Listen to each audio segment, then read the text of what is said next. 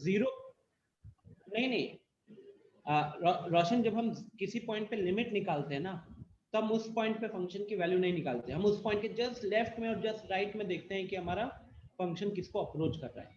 तो अगर मान लो कि जैसे इस केस में जीरो पे फंक्शन डिफाइन है, लेकिन जीरो पे आप लिमिट कैलकुलेट कर सकते हो। क्यों कैलकुलेट कर सकते हो? क्योंकि जीरो से जस्ट लेफ्ट के लिए फंक्शन डिफाइंड है और जीरो से जस्ट राइट के लिए फंक्शन डिफाइंड है। आप लिमिट सिर्फ और सिर्फ कहां नहीं कैलकुलेट कर सकते? मान लीजिए मैंने एक सिंपल सा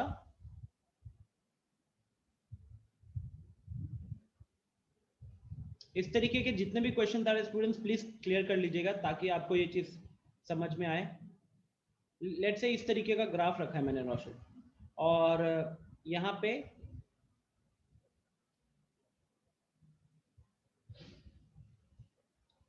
ठीक है ये कुछ ऐसा बनाया। तो अब इसमें क्या है रोशन कि x is equal to A से लेके x is equal to B, हमारा जो फंक्शन मान लो कोई भी फंक्शन है y is equal to F X, ये फंक्शन खाली इतने में ही डिफाइंड है, मतलब a से लेके b तक के लिए डिफाइंड है, इससे आगे के लिए डिफाइंड नहीं है। तो अब अगर आप बोलोगे कि सर इस पॉइंट पे हम फंक्शन को डिफाइन करेंगे क्या, तो मैं बोलूंगा नहीं कर सकते, क्योंकि ये नहीं कह रहा कि उस पॉइंट पे मेरा फंक्शन का वैल्यू नहीं आ रहा है या डिफाइन नहीं है, वहां पे मेरा ग्राफ नहीं है, उसके जस्ट लेफ्ट और जस्ट राइट में ग्राफ नहीं दिख रहा है। तो अगर जस्ट लेफ्ट और जस्ट राइट पे ग्राफ नहीं दिख रहा है तो उस पॉइंट पे हम लिमिट नहीं कैलकुलेट कर सकते। सिमिलरली अगर आप पूछोगे कि सर एकदम कोने पे, ठीक है इस पॉइंट पे क्या हम लिमिट कैलकुलेट कर सकते हैं, तो my answer will be no. इस पॉइंट पे आपको लेफ्ट हैंड लिमिट तो मिल जाएगा लेकिन आपको राइट हैंड लिमिट नहीं मिलेगा। ठीक है, इस पॉइंट पे लेफ्ट हैंड लिमिट मिल जाएगा क्योंकि उसके लेफ्ट में ग्राफ दिख रहा है, लेकिन इसके राइट में ग्राफ है ही नहीं, तो इसका राइट हैंड लिमिट भी नहीं आएगा। तो मेन चीज याद रखो रोशन कि हम किसी पॉइंट पे फंक्शन डिफाइन है कि नहीं उससे कोई नहीं लेना देना। और जब आप एक दूसरी चीज when we are finding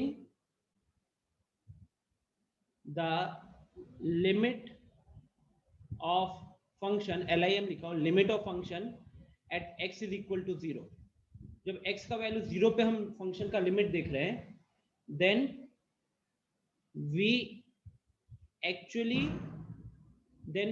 check x approaching 0 plus and x approaching 0 minus। हम इस पे आउटपुट देखते हैं, हम 0 पे तो कुछ देखते ही नहीं है, 0 के जस्ट लेफ्ट और 0 के जस्ट राइट पे देखते हैं कि वो कहाँ अप्रोच कर रहे हैं। क्या आपके क्वेश्चन का आंसर मिला रोशन, या अभी भी कुछ डाउट आ रहा है तो पूछिए।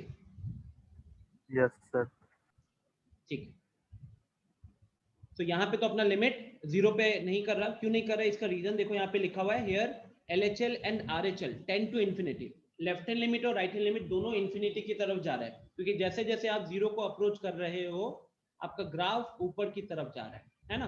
सिमिलरली यहाँ पे जैसे जैसे आप राइट से आ रहे हो 0 की तरफ, आपका ग्राफ इन्फिनिटी को अप्रोच कर रहा है। तो दोनों ही केस में क्योंकि ये इन्फिनिटी को अप्रोच कर रहा है, एक और चीज जो मैंने आई थिंक लास्ट क्लास में बताया था, यहाँ पे लेफ्ट हैंड लिमिट भी इन्फिनिटी को अप्रोच कर रहा है, राइट हैंड लिमिट भी इन्फिनिटी को अप्रोच कर रहा है।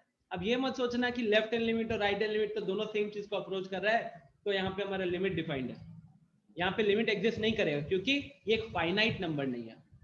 फाइनाइट नंबर का मतलब लिमिट एक पर्टिकुलर नंबर को अप्रोच करना चाहिए, infinity is not a particular number, it is an imagination है, it's a very big number. अब जरूरी तो ये थोड़ी है कि लेफ्ट हैंड लिमिट जिस इन्फिनिटी को अप्रोच कर रहा है राइट हैंड लिमिट भी उसी इन्फिनिटी को अप्रोच कर रहा हो, इट कैन बी एनीथिंग। एक हो सकता है 10 करोड़ को कर रहा हो, एक हो सकता है 100 करोड़ को कर रहा हो। तो क्योंकि ये फाइनाइट नहीं है, दोनों left hand limit right hand limit infinity को अप्रोच कर रहा है लेकिन फाइनाइट नहीं है, इसीलिए हम बोलेंगे कि लिमिट डज नॉट एग्जिस्ट, इसलिए हम बोलेंगे कि लिमिट डज नॉट एग्जिस्ट। ठीक है, नेक्स्ट अलजेब्रा ऑफ लिमिट्स, ये क्वेश्चंस वगैरह सॉल्व करने के दौरान हम ये बेसिकली यूज करते हैं। क्या कह रहे हैं ध्यान से समझो इसको, if limit x tending to a f of x is equal to l, अगर आप f of x का लिमिट कैलकुलेट करते हो a पे और उसकी वैल्यू आ रही है l, और g of x का लिमिट कैलकुलेट कर रहे हो x अप्रोचिंग a पे तो उसका वैल्यू आ रहा है m, f of x पे आ रहा है l और g of x पे आ रहा है m, और अगर आपको लिमिट कैलकुलेट करना है इन दोनों के सम का, fx प्लस gx का कैलकुलेट करना है, तो आप क्या कर सकते हो, आप लिमिट इंडिविजुअल फंक्शंस पे कैलकुलेट कर सकते हो। मतलब कहने के लिए आप ये समझ जाओ कि लिमिट को ब्रेक कर सकते हो, ये ब्रैकेट को रिमूव कर सकते हो। ब्रैकेट को रिमूव करोगे तो क्या होगा, limit of F x approaching a plus limit of ji x approaching a हो जाएगा। और ये वैल्यू हमने ऑलरेडी एल और एम डिफाइन किया हुआ है, ये वैल्यू हमने ऑलरेडी एल और एम डिफाइन किया हुआ है। तो कहने के लिए एफ एक्स और जी एक्स का एडिशन और उसके बाद limit is equal to individual functions का लिमिट उसके बाद एडिशन, ठीक है, L plus M. Same is the case with subtraction. लेकिन स्टूडेंट्स ये सिर्फ और सिर्फ तभी कर सकते हो जब एल और एम दोनों के दोनों फाइनाइट नंबर हो। अगर दोनों में से कोई भी लिमिट एग्जिस्ट नहीं कर रहा है, दोनों में से कोई भी लिमिट एग्जिस्ट नहीं कर रहा है, उस केस में आप ये फॉर्मूला नहीं लगा सकते, ठीक है। दोनों फाइनाइट नंबर आएंगे तभी इसको लगा सकते। तो ये लगाने से पहले आपको चेक करना पड़ेगा कि फाइनाइट है या नहीं है। Okay, a very simple algebra of limits, question solve करने के दौरान बहुत बार हम इसको यूज करते हैं। Okay, please have a look. Second वाले में क्या है, F X minus G X का लिमिट कैलकुलेट किया जा रहा है, that is equal to limit of F X minus limit of ji X, this is equal to L minus M. अच्छा, अब यहां पे पूरा जो खेल है या जो लोगों का जीना हराम करता है इसमें, that is this indeterminant form. Indeterminant forms total 7 forms होती हैं, ठीक है। जैसे नीचे लिखा हुआ है, as the name suggest we can not determine this values in their present form. हम इनकी वैल्यूज को इनके प्रेजेंट फॉर्म में फाइंड आउट नहीं कर सकते लिमिट्स को, but there are certain ways जिसके हेल्प से थोड़ा मैनिपुलेशन करके कुछ प्रोसेसेस होते हैं, कुछ स्टेप्स होते हैं, उनको फॉलो कर हम वहां पे लिमिट कैलकुलेट कर पाते हैं, ठीक है। इन टोटल हमारे लिमिट्स चैप्टर में 7 इनडिटर्मिनेंट फॉर्म्स होते हैं, जिसमें से कि अपन अगर हम बात करें अपने बोर्ड्स लेवल पे, तो बोर्ड्स लेवल पे हमको खाली 0 by 0, infinity by infinity and infinity minus infinity ही देखना होता है, ठीक है। सारे क्वेश्चंस आप कह सकते हो कि पहले 3 फॉर्म में से ही एक होते हैं, बाकी कॉम्पिटिटिव एग्जाम्स के लिए सारे के सारे देखने होते हैं। तो अब आपके पास सबसे पहले दिमाग में डाउट होगा, 0 by 0 क्या है, इंफिनिटी बाय इंफिनिटी क्या है। तो मैं आपको इसको समझाने के लिए एक छोटा सा एग्जाम्पल लेता हूँ, ठीक है, एक छोटा सा एग्जाम्पल लेता हूँ ताकि आपको समझ में आए कि एक्चुअली हमें ये हो क्या रहा है। तो लेट्स से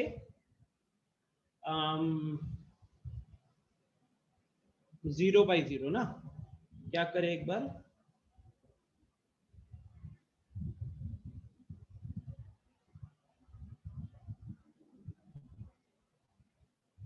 जैसे एक सिंपल सा केस बताता हूं।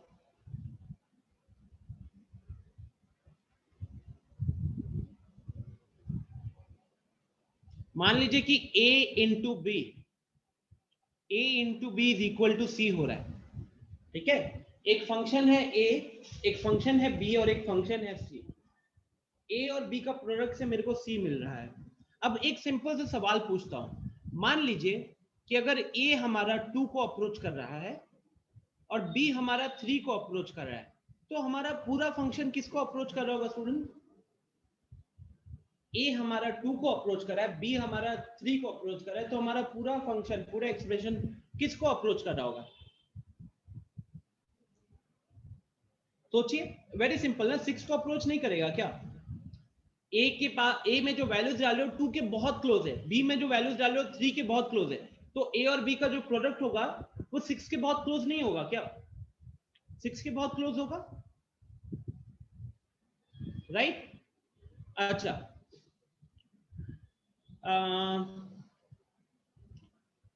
अगर एक वैल्यू 2 को अप्रोच कर रहा है और अगला वैल्यू 1/2 को अप्रोच कर रहा है, अब हमारा वैल्यू किसको अप्रोच करेगा?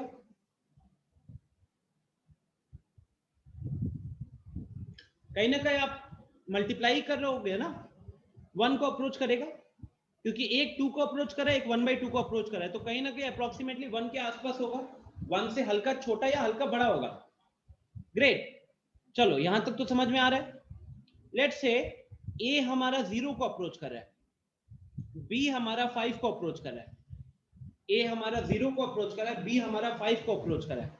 अब बताइए तो पूरा रिजल्ट किसको अप्रोच करेगा? प्लेन एंड सिंपल, प्रोडक्ट है 0, 0 को ही अप्रोच करेगा, क्योंकि एक वैल्यू 0 के बहुत क्लोज है, तो उसके साथ कुछ भी मल्टीप्लाई होगा तो वो भी 0 को 0 के पास ले जाएगा। अगर मैं ऐसे b को 0 को अप्रोच करा दूं, a को 5 को अप्रोच करा दूं, तो भी यही रहने वाला है। अगर ए भी 0 को अप्रोच कर रहा है, बी भी 0 को अप्रोच कर रहा है, तो मेरा पूरा प्रोडक्ट किसको अप्रोच करेगा?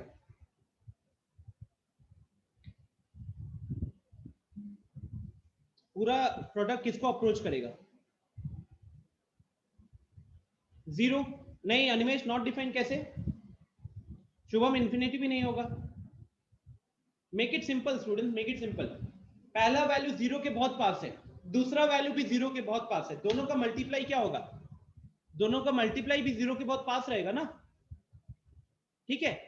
तो सिंपल सा केस में यहां तो अगर आप देखोगे तो 0 approaching into 0 approaching is equal to 0 approaching है। यहां आपको फिगर आउट करने में कोई दिक्कत हुआ क्या? आपको यहां पे फंक्शन का डायरेक्शन या फंक्शन का वैल्यू फिगर आउट करने में कोई दिक्कत हुआ? नहीं। इस तरीके के फॉर्म्स होते हैं डिटर्मिनेट फॉर्म्स। इस तरीके के फॉर्म्स होते हैं डिटर्मिनेट फॉर्म, जहां पे हम फंक्शन की वैल्यू को फिगर आउट कर पा रहे हैं कि वो कहां पे जा रहा है। ठीक है, हम फिगर आउट कर पा रहे हैं कि फंक्शन की वैल्यू किस तरफ जा रही है। लेकिन अब हम चलते, एक डिटर्मिनेट फॉर्म समझ में आया ना, अब आपको इनडिटर्मिनेट फॉर्म ज्यादा अच्छे से समझ में आएगा। तो मान लीजिए मैं अब एक केस लेता हूं, सेम एग्जांपल उठाते हैं, a into B is equal to C वाला। ठीक है,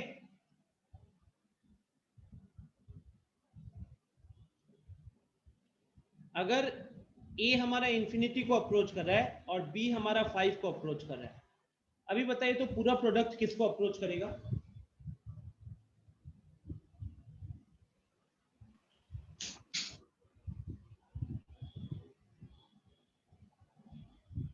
कोई डाउट किसी को? इंफिनिटी को अप्रोच करेगा, because a is a very big number, और उस वेरी बिग नंबर में अगर आप उसको अप्रोक्सीमेटली 5 गुना करते हो तो मेरा पूरा प्रोडक्ट भी इंफिनिटी को अप्रोच कर रहा है। तो ये भी एक डिटर्मिनेट फॉर्म ही है, क्योंकि हम इधर इजीली डिटरमाइन कर पा रहे हैं, हम यहाँ पे इजीली डिटरमाइन कर पा रहे हैं। अच्छा, अगर a भी इंफिनिटी की तरफ है, b भी इंफिनिटी की तरफ अप्रोच कर रहा है, तो बताइए a भी इंफिनिटी को अप्रोच कर रहा है, b भी इंफिनिटी को अप्रोच कर रहा है, तो मेरा नेट वैल्यू किसको अप्रोच कर रहा होगा?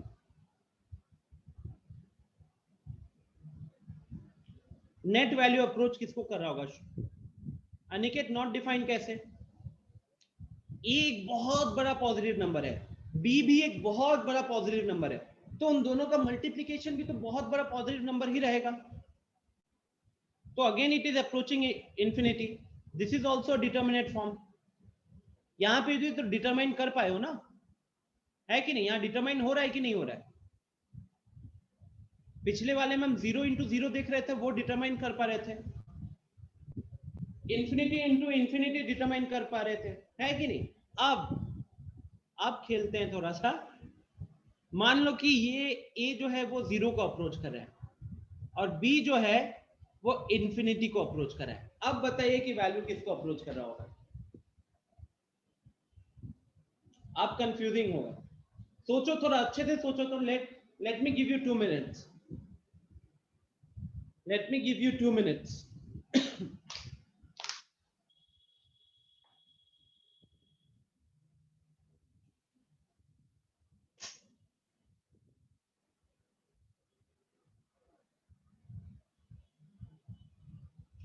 तो चैट में अभी मुझे जो आंसर आ रहा है, कुछ लोगों का आंसर आ रहा है इंफिनिटी, कुछ लोगों का आंसर आ रहा है 0।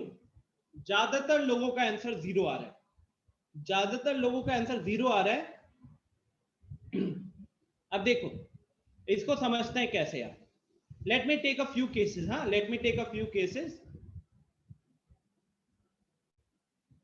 मान लीजिए स्टूडेंट, वैल्यू जो थी वो थी 7, 6, 5, 4, 3, 2, 1, 0.9, 0.8 ऐसे अप्रोच कर रहा था। ठीक है, आप सोचो कि 0 को वो इस तरीके से अप्रोच कर रहा है, 7, 6, 5, 4, मतलब धीरे धीरे 0 की तरफ जा रहा है। ओके, अच्छा, और इंफिनिटी वाले केस में मान के चलो 100, इंफिनिटी को कैसे अप्रोच करा था? तो 100, 1000, 10,000, ठीक है, ऐसा कर देते हैं, पावर्स में लिख देते हैं ना, थोड़ा टाइम बचेगा। तो 10 to the power 2, 10 to the power 4, 10 to the power 6, 10 to the power 8, 10 to the power 10। अब अगर मैं इनका प्रोडक्ट भी लिखना शुरू कर दूं तो ये मेरा 7 into 10 to the power 10 हो जाएगा, 7 into 10 to the power 2 हो जाएगा, ये मेरा 6 into 10 to the power 4 हो जाएगा, ये मेरा 5 into 10 to the power 6 हो जाएगा,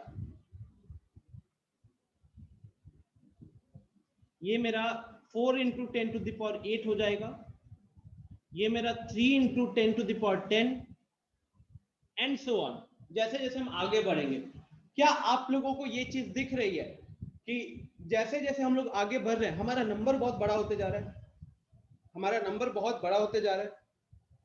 तो इस केस में हमारा रिजल्ट किसको अप्रोच कर रहा है? हमारा रिजल्ट अप्रोच कर रहा है इन्फिनिटी को, हमारा रिजल्ट अप्रोच कर रहा है इन्फिनिटी को, क्योंकि यहाँ पे जीरो को अप्रोच करने का जो रेट है, जीरो को अप्रोच करने का रेट है वो इन्फिनिटी को अप्रोच करने वाले के रेट के मुकाबले बहुत कम है। तो इसी के कारण जो मेरा पूरा प्रोडक्ट है वो इन्फिनिटी को अप्रोच कर रहा है। लेकिन उल्टा भी तो पॉसिबल है, जैसे कि अब मान लो कि ये हो रहा है मेरा 7, फिर ये हो गया मान लो 4, फिर ये हो गया 1, फिर ये हो गया 0.5, फिर ये हो गया 0.05 एंड सो ऑन। इस तरीके से वो जीरो को अप्रोच कर रहा है। तो अब यहाँ पे जीरो को बड़ा जल्दी अप्रोच कर रहा था, और अगर हम इन्फिनिटी की ले जाए तो अब इसको सोचो, ऐसा है ये हो गया 10, 20, 40, 80, 160, लेट से कुछ इस तरीके से बढ़ रहा है, ठीक है।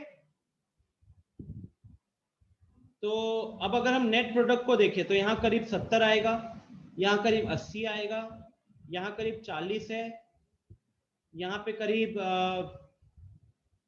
40 है, यहाँ पे करीब 8 बन जाएगा, है ना। तो धीरे धीरे ये प्रोडक्ट किसकी तरफ अप्रोच करने लग गया? अब बताओ, ये प्रोडक्ट किसकी तरफ अप्रोच करने लग गया? ये प्रोडक्ट कहीं ना कहीं जीरो को अप्रोच करने लग गया, ये प्रोडक्ट कहीं ना कहीं जीरो को अप्रोच करने लग गया। क्योंकि अब यहां पे क्या हुआ स्टूडेंट्स, यहां पे जो हमारा ए फंक्शन था, ए फंक्शन का जीरो को अप्रोच करने का जो रेट है, ए फंक्शन को जीरो को अप्रोच करने का जो रेट है वो बी फंक्शन के इंफिनिटी को अप्रोच करने के मुकाबले बहुत ज्यादा है। तो जिसके कारण जो मेरा ओवरऑल प्रोडक्ट है, जिसके कारण मेरा जो ओवरऑल प्रोडक्ट है वो कहीं ना कहीं जीरो के अप्रोच की तरफ चला गया। ये ऐसा कह सकते हो स्टूडेंट्स कि एक मल्टीप्लिकेशन में क्या होता है, देखो जैसे एक बार हम लास्ट वाले के मुकाबले अगर बात करें तो ये जब हम मल्टीप्लिकेशन देख रहे थे ना, ये वाला, तो ये क्या था, 0 अप्रोचिंग इंटू 5 अप्रोचिंग। तो 0 अप्रोचिंग क्या करेगा, पूरे प्रोडक्ट को 0 की तरफ ले जाएगा। 0 अप्रोचिंग जो होता है वो पूरे प्रोडक्ट को 0 की तरफ ले जाएगा, और इसीलिए ये वाला हमको डिटरमाइन करना आसान था, क्योंकि पहला वैल्यू भी 0 की तरफ ले जा रहा है प्रोडक्ट को, दूसरा वैल्यू भी 0 की तरफ ले जा रहा है प्रोडक्ट को, तो इन दोनों का प्रोडक्ट भी 0 की तरफ जाएगा। इन्फिनिटी के केस में क्या होता है, इन्फिनिटी के केस में अगर दो चीजों का प्रोडक्ट करे और एक अगर इन्फिनिटी को अप्रोच कर रहा है तो वो कोशिश ये करता है कि पूरे प्रोडक्ट को वो इन्फिनिटी की तरफ ले जाए, है ना, पूरे प्रोडक्ट को वो इन्फिनिटी की तरफ ले जाए। इसीलिए जब पहला एग्जांपल लिखा था इन्फिनिटी अप्रोचिंग इनटू 5 अप्रोचिंग, तो बड़ा क्लियर था कि इन्फिनिटी बहुत बड़ा नंबर, पॉजिटिव नंबर है, 5 भी पॉजिटिव नंबर है, तो पूरा प्रोडक्ट कहीं ना कहीं इन्फिनिटी के डायरेक्शन में ही मूव करेगा। सेकेंड वाला जो एग्जांपल लिए थे infinity approaching into infinity approaching वाला, तो इसमें क्या हुआ था स्टूडेंट्स की पहला जो वैल्यू है ए वो पूरे प्रोडक्ट को इन्फिनिटी की तरफ ले जा रहा है, दूसरा प्रोडक्ट है बी, दूसरा जो फंक्शन है बी वो भी पूरे प्रोडक्ट को इन्फिनिटी की तरफ ले जा रहा है, और ये जब दोनों मल्टीप्लाई हो रहे हैं तो ऑटोमेटिकली ये इन्फिनिटी की तरफ जाने का जो रेट है वो बढ़ जा रहा है एक तरीके से। लेकिन जब आया ये वाला case 0 approaching into infinity approaching, अब हमें ये पता है कि एक प्रोडक्ट में अगर एक नंबर 0 को अप्रोच कर रहा है तो वो पूरे प्रोडक्ट को 0 की तरफ ले जाने की कोशिश करता है, एंड सिमिलरली अगर एक प्रोडक्ट में एक नंबर इन्फिनिटी को अप्रोच कर रहा है तो पूरा नंबर वो पूरे प्रोडक्ट को इन्फिनिटी की तरफ अप्रोच कराने की कोशिश करता है। तो थोड़ा सा खुद ही सोचिए कि जब ये दोनों साथ में लगे हुए हैं तब क्या होगा, तब ये 0 की तरफ जाएगा या इंफिनिटी की तरफ जाएगा? कंफ्यूजन आएगा कि नहीं? क्योंकि अब डिपेंड करेगा रेट के ऊपर। अगर 0 वाला जो रेट है वो ज्यादा फास्ट है, वो बहुत जल्दी जल्दी वैल्यूज जा रहा है 0 की तरफ, और इंफिनिटी वाला इंफिनिटी की तरफ धीरे धीरे जा रहा है, तो जो प्रोडक्ट होगा वो 0 के पास ज्यादा तेजी से जाएगा। एंड सिमिलरली अगर 0 अप्रोचिंग धीरे धीरे चल रहा है और इंफिनिटी अप्रोचिंग बहुत फास्टली मूव कर रहा है, तो उस केस में जो प्रोडक्ट होगा वो इंफिनिटी की तरफ जाएगा, बिकॉज इंफिनिटी वाले का जो स्पेस कह सकते हो या जितना स्पीड से वो हम वैल्यू जा रहे हैं इंफिनिटी की तरफ, तो पूरा प्रोडक्ट को वो अपने डायरेक्शन में ले जाएगा, है कि नहीं? यस अनिमेश, रेट पे डिपेंड करेगा। 1 क्या कह रहे हो? 1 अगर दोनों का रेट सेम है तो उस केस में क्या होगा, ये भी आपके दिमाग में आ रहा है? तो एक काम करते हैं, वो भी एक ले लेते हैं ना केस। मान लीजिए ए भी 100 था, बी भी 100 था, ठीक है? ए को 0 को अप्रोच कराना है तो आधा करते चलते हैं, इसको आधा करते चलते हैं, 50, 25, 12.5, 6.25 एंड सो ऑन। सिमिलरली यहां पे क्या होगा, इसको डबल करते चलो, तो 200, 400, 800, 1600 एंड सो ऑन। अब अगर हम इनका प्रोडक्ट करते हैं तो 100 इंटू 100 10,000 हो गया, यहाँ पे 50 इंटू 200 10,000 हो गया, यहाँ पे 25 इंटू 400 10,000 हो गया। तो यहाँ पे क्या दिख रहा है गाइस, यहाँ पे प्रोडक्ट सेम आ रहा है हर जगह पे, यहाँ पे प्रोडक्ट सेम आ रहा है। तो अब पूरा वो कंफ्यूजन कि जब 0 का रेट ज्यादा था तो पूरा प्रोडक्ट को वो 0 की तरफ ले गया, जब इंफिनिटी का रेट ज्यादा था पूरा प्रोडक्ट को इंफिनिटी की तरफ ले गया, और जब दोनों सेम रेट से डिक्रीज या इंक्रीज हो रहे थे तो प्रोडक्ट हमेशा कांस्टेंट रह रहा था, प्रोडक्ट हमेशा कांस्टेंट रह रहा था। तो क्या आप यहाँ पे डायरेक्शन डिटरमाइन कर पा रहे हो, पूरे प्रोडक्ट का डायरेक्शन डिटरमाइन कर पा रहे हो? बताओ। साथ ही साथ गर्ल्स, कोई डाउट यहाँ पे? आप लोगों का कोई रेस्पॉन्स नहीं आया है? ये एग्जाम्पल समझ में आया है कि आप लोगों को? दिव्यांशु, आयुष, रिवांश, निखिल, समझ में आया ये चीज?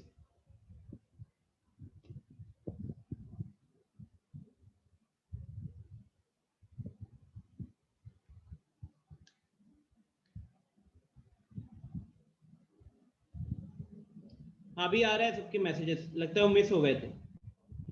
दीक्षा यहाँ पे समझो कि इट्स अबाउट रेट। मान लो कि आप एक चीज को, आप एक टीम में काम कर रहे हो, ठीक है? इसका प्रोडक्ट क्या होगा? अरे इसका product is not important, important is कि इसका प्रोडक्ट किसको अप्रोच कर रहा है। It is just like that कि मान लो कि आप एक टीम में काम कर रहे हो, क्वेश्चन सॉल्विंग का काम था, आपके साथ लेट्स से एक और इंसान है। आप अगर काम को एक दिन में एक एक, पहला दिन एक क्वेश्चन किए, अगला दिन 2 क्वेश्चन किए, अगला दिन 3 क्वेश्चन किए, आप एक एक करके अपना रेट को बढ़ा रहे हो, और आपके साथ जो है वो अपने रेट को 90% डिक्रीज करते जा रहे हैं। तो जब दोनों साथ में काम करोगे तो आपका नेट वर्क जो होगा, टोटल काम जो होगा, वो डिक्रीज कर रहा होगा या इंक्रीज कर रहा होगा? टोटल काम डिक्रीज कर रहा होगा, क्योंकि जो आपके साथ जो है वो जिस रेट से काम नहीं कर रहा है, या वो जिस रेट से 0 को अप्रोच कर रहा है, वो आपके इंफिनिटी को अप्रोच करने वाले रेट के मुकाबले बहुत ज्यादा है, जिसके कारण पूरा प्रोडक्ट, पूरा जो टोटल काम होगा वो 0 की तरफ ज्यादा स्पीड में अप्रोच कर रहा होगा, ठीक है?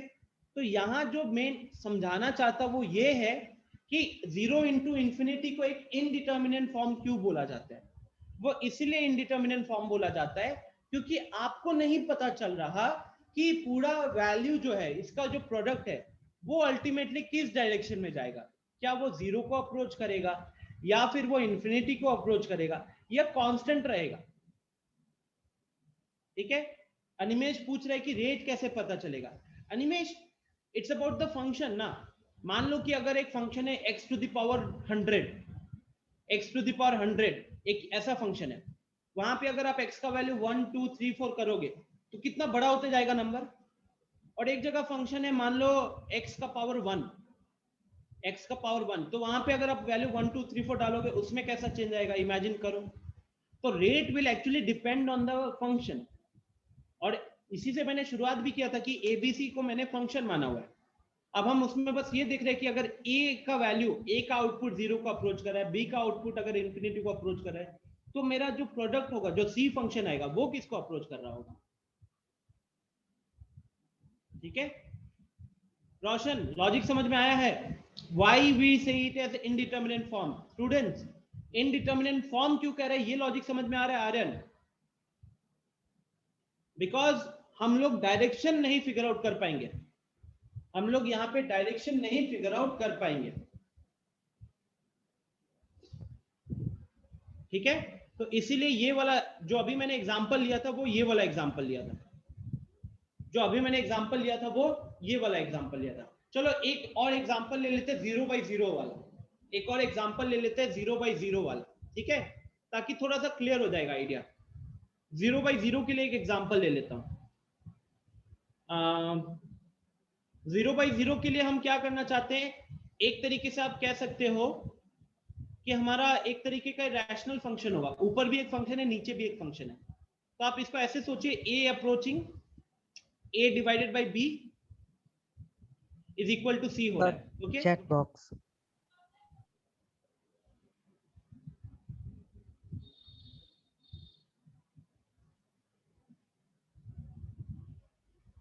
yes Ayush, if it is simply asked what is the product of 0 approaching and infinity approaching, then you will say it is indeterminate form है ये, you cannot determine the direction। ठीक है, और वो पूछेगा नहीं, ये तो हम समझना चाह रहे हैं कि ultimately what are indeterminate forms, मैं वो समझाना चाह रहा हूँ। बट जस्ट इन केस अगर आपको कहीं पे पूछ देता है कि what is the product of 0 approaching and infinity approaching, then your answer will be we can not determine. ठीक है, नॉट डिफाइन कह सकते हो। तो देखिए गाइस, सिंपल सा अगर इसकी बात करें, एक एग्जांपल लेता हूं। मान लो कि ए जो है वो 2 को अप्रोच कर रहा है और बी जो है वो 1 को अप्रोच कर रहा है। आप बताइए कि पूरा प्रोडक्ट किसको अप्रोच करेगा? ऊपर का नंबर 2 को अप्रोच कर रहा है, नीचे वाला नंबर 1 को अप्रोच कर रहा है, पूरा प्रोडक्ट किसको अप्रोच करेगा? वेरी सिंपल, 2 की तरफ। उल्टा कर देते हैं अभी, अगर ऊपर वाला फंक्शन 1 को अप्रोच कर रहा है, नीचे वाला फंक्शन 2 को अप्रोच कर रहा है, अब ये पूरा प्रोडक्ट किसको अप्रोच करेगा?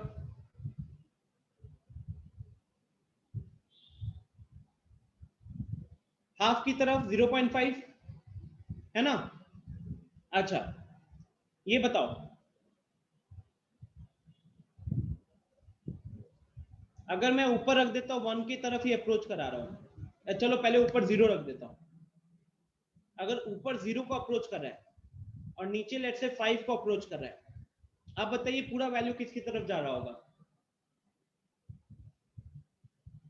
पूरा वैल्यू किसकी तरफ जा रहा होगा? सब कोई सोच के बताओ अच्छे से। 3 लोगों का आंसर आया, 4 का आंसर आया है, अनिकेत, अनिमेश, दीक्षा, रोशन, आयुष, अनुष्का गलत। ट्राई टू इमेजिन ना स्टूडेंट्स, आप ऊपर 0 के पास, 0 के बहुत क्लोज एक वैल्यू रखो और डिनोमिनेटर में 5 के बहुत क्लोज एक वैल्यू रखो। रितेश सही है, अभिषेक सही है, अनुष्का आप सही है। शुभम इंफिनिटी कैसे? शुभम तुक्काबाजी चल रहा है थोड़ा सा क्या? आर्यन सही है, निखिल सही है। 0 की तरफ जाएगा ना गाइस, बिकॉज यहां पे आपका मेजर ड्राइविंग फैक्टर क्या होगा? Driving factor will be the numerator, क्योंकि जब न्यूमरेटर में 0 रहता है तो पूरा एक्सप्रेशन 0 हो जाता है। तो अगर न्यूमरेटर में वैल्यू आप 0 की तरफ ले जा रहे हो, तो वो पूरा एक्सप्रेशन का वैल्यू किसकी तरफ ले जाएगा? पूरा एक्सप्रेशन का वैल्यू किसकी तरफ ले जाएगा? 0 की तरफ ले जाएगा ना। तो ये भी तो आप डिटरमाइन कर पा रहे हो।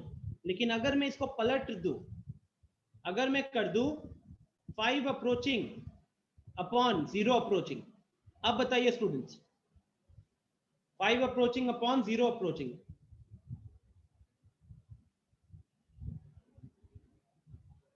गलत। अनिकेत गलत, सौरभ गलत, अनुष्का गलत, दीक्षा गलत, रितेश गलत, वेरी गुड रोशन, रोशन ने सही दिया है आंसर।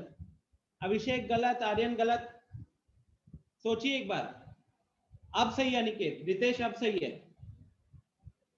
निखिल गलत, शुभम सही है। शुभम फाइनली इतना टाइम से जो आंसर दे रहा था वो इधर काम आया है। अनुष्का गलत है अभी, अंशु गलत, दीक्षा गलत, रिवांश अलग लेवल पे, यस अनिमेश सही है, आर्यन सही है, अभिषेक सही है, दीक्षा अब सही है। बेसिकली अब क्या है कि ऊपर तो नंबर 5 के आसपास है, 4.99 रख लो, 5.01 रख लो, 5.02 रख लो, है ना। ऊपर की वैल्यूज 5 के आसपास है, नीचे की वैल्यू क्या है, 0 के बहुत क्लोज है। लेकिन गाइस जब denominator is very small as compare to the numerator, तो पूरा प्रोडक्ट किसकी तरफ, डिवीजन किसकी तरफ जाएगा, पूरा डिवीजन किसकी तरफ जाएगा, इंफिनिटी की तरफ नहीं जाएगा क्या। It's just like you can से 5, मैं एग्जांपल दे रहा हूं, 5.01 whole divided by 1 into 10 to the power minus let's say इतना, मतलब इतना डेसिमल्स लगा है। अब आप खुद सोचो कि इसका जो प्रोडक्ट हो, इसका जो डिवीजन होगा वो किसकी तरफ अप्रोच कर रहा होगा, वो इंफिनिटी की तरफ अप्रोच नहीं करेगा क्या, इंफिनिटी की तरफ अप्रोच नहीं करेगा। 1 कैसे अनुष्का, इंफिनिटी की तरफ अप्रोच करेगा ना, क्योंकि कहीं ना कहीं देखो अभी ये पावर माइनस में है, पावर माइनस में क्योंकि वो डेसिमल है ना। जैसे अपन नहीं लिखते हैं 1/10 को क्या लिखते हैं, 10 to the power -1 लिखते हैं। 1/100 को क्या लिखते हैं, 10 to the power -2 लिखते हैं, राइट। सो कहीं ना कहीं ये जो नेगेटिव पावर है ये न्यूमरेटर में चला जाएगा तो पॉजिटिव पावर बन जाएगा, ठीक है। सो ये ओवरऑल वैल्यू, पूरी वैल्यू किसकी तरफ अप्रोच कर रही होगी, क्या आप सबको अभी दिमाग में क्लियर हो रहा है कि पूरी वैल्यू इंफिनिटी को अप्रोच कर रही होगी। टेल मी यस और नो, अगर किसी को दिक्कत है तो प्लीज अनम्यूट करके पूछे, I will tell you some examples also if needed. Is this clear कि पूरा प्रोडक्ट इंफिनिटी को अप्रोच कर रहा होगा, ठीक है। तो एक छोटी सी ऑब्जर्वेशन, जब ये वाला केस था तो हमने यहाँ पे क्या देखा, हमारा मेजर ड्राइविंग फैक्टर, हमारा डायरेक्शन किसके ऊपर डिपेंड कर रहा था, डायरेक्शन हमारा डिसाइड हुआ न्यूमरेटर से। इसको देखिए, यहां पे हमारा डायरेक्शन किससे डिसाइड हुआ, यहां पे हमारा डायरेक्शन डिसाइड हुआ डिनोमिनेटर से, है कि नहीं। लेकिन अगर ये दोनों आ जाए फिर 0 अप्रोचिंग अपॉन 0 अप्रोचिंग, फिर क्या आएगा आंसर, फिर कौन ड्राइव करेगा, न्यूमरेटर ड्राइव करेगा 0 की तरफ या डिनोमिनेटर ड्राइव करेगा इंफिनिटी की तरफ, टेल मी। शुभम ने इंफिनिटी को काट के 1 बना दिया, very good Shubham, out of the world answer है ये। Animesh let's forget the rate ना, tell me the answer. Rate बता दूंगा तब तो आंसर फाइनाइट हो जाएगा, but you have to think generally, in general सोचना है आपको।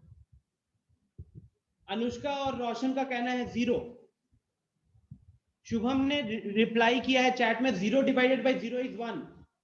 शुभम 0 डिवाइडेड बाय 0 को अगर आपने 1 लिखा है ना, तो आप क्लास 12 डिवाइड बाय क्लास 12 को 1 कर दो और क्लास 1 में जाके पहले ये सीखो। क्योंकि ये तो 0/0 मैथ्स में डिफाइन नहीं है।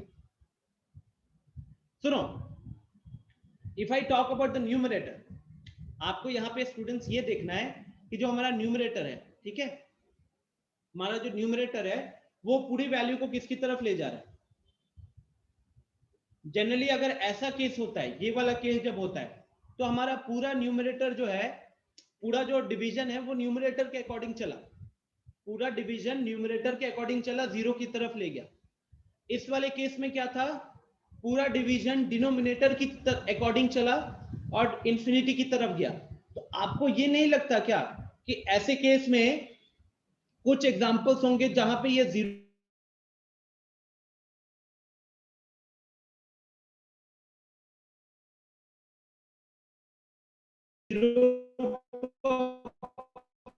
कर रहा होगा, पूरा डिवीजन 0 की तरफ जा रहा होगा। और अगर ये डिवीजन में डिनोमिनेटर जो है वो 0 की तरफ ज्यादा स्पीड से जा रहा है, तो वो पूरा डिवीजन को इंफिनिटी की तरफ ले जाएगा। तो यहां पे this should not be an indeterminate form. बताओ, क्या ये एक इंडिटरमिनेंट फॉर्म नहीं होना चाहिए? Try to combine both of them ना, ये जो सर्कल किया हुआ है इन दोनों को कंबाइन करके सोचिए एक बार। I want you to think exactly. Numerator जो है वो 0 की तरफ ले जाना चाहता है, न्यूमरेटर जो है वो 0 की तरफ ले जाना चाहता है, डिनोमिनेटर जो है वो इंफिनिटी की तरफ ले जाना चाहता है। अब इधर क्या होगा, यहां जिसका रेट ज्यादा होगा वो उस डायरेक्शन में मूव करा देगा, है कि नहीं? अब आप इधर देखो, ये चीज यहां पे क्यों नहीं पॉसिबल थी, यहां पे क्यों नहीं पॉसिबल थी? क्योंकि 5 की तरफ अगर वो जा रहा है और हमारा नंबर न्यूमरेटर जो है 0 की तरफ अप्रोच कर रहा है, तो एंड रिजल्ट हमेशा 0 की तरफ ही रहेगा, एंड रिजल्ट हमेशा 0 की तरफ ही रहेगा। तो यहां पे अगर हम डिनोमिनेटर में 5 डाले, -5 डाले, 10 डाले, -10 डाले, 12 डाले, 12.7 डाले, कोई भी ऐसी वैल्यू डालो, वो हमारा कोई लेना देना नहीं है। हमारा यहाँ पे driving factor will be the numerator, because numerator has, you can say, more driving power as compare to the denominator.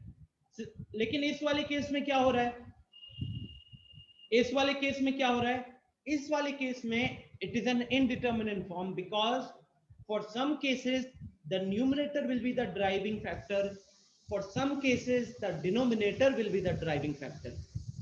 Is the logic clear students? Is the logic clear?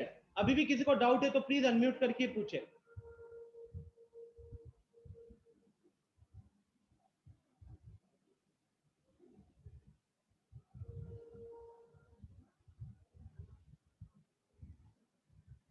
है किसी को डाउट? अनम्यूट कीजिए।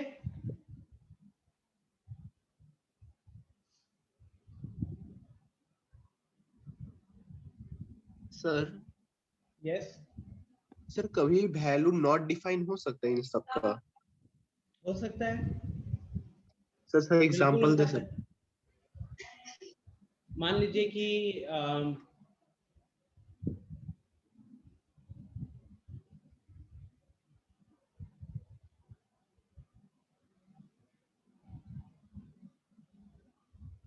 ऊपर हमारे पास constant है, ठीक है, ऊपर हमारे पास कांस्टेंट है और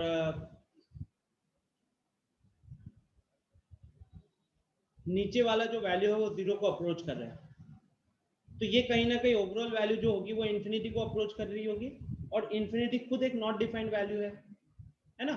बस इतना ही हम ये कह सकते हैं कि ये कहीं ना कहीं एक बहुत बड़ा नंबर हो रहा होगा इन्फिनिटी, बट वो खुद भी एक तरीके का नॉट डिफाइंड सिनेरियो बन रहा होगा।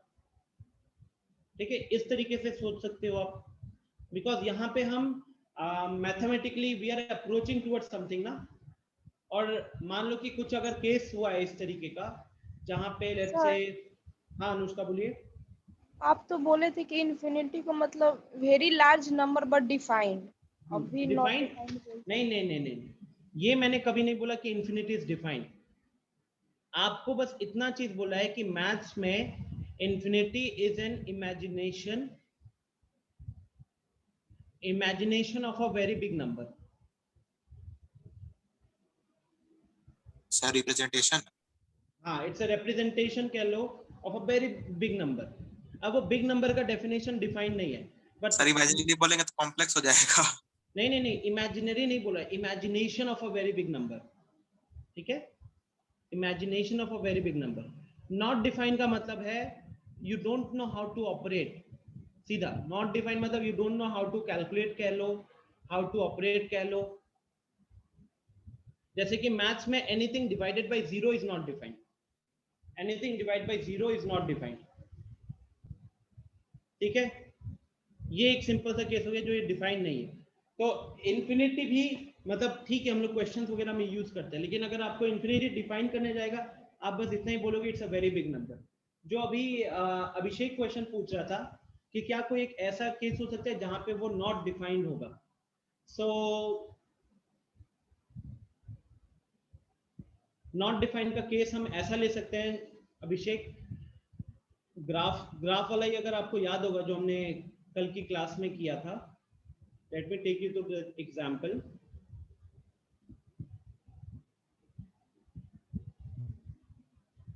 हाँ, इसको देखिए। अब मान लो कि हम यहाँ पे लिमिट कैलकुलेट करना चाहते हैं 5 प्लस पे। 5 प्लस मतलब हम 5 को अप्रोच करें राइट साइड से, तो 5 को राइट साइड से अप्रोच करने के लिए अभिषेक हमारे पास कुछ ग्राफ ही नहीं है ना? कुछ ग्राफ ही नहीं था, कुछ ग्राफ ही Yes, नहीं था, sir. तो वहां पे आप डिफाइन कैसे करोगे? नहीं कर सकते। सिमिलरली हम 5 पे जब फंक्शन की वैल्यू निकालना चाहते थे, यहाँ पे 5 पे हम फंक्शन की वैल्यू निकालना चाहते थे, तो 5 पे जो डॉटेड लाइन बनाया है, ग्राफ कहीं भी इस डॉटेड लाइन को कहीं पे टच नहीं कर रहा है, तो ये भी आपको क्या बता रहा था?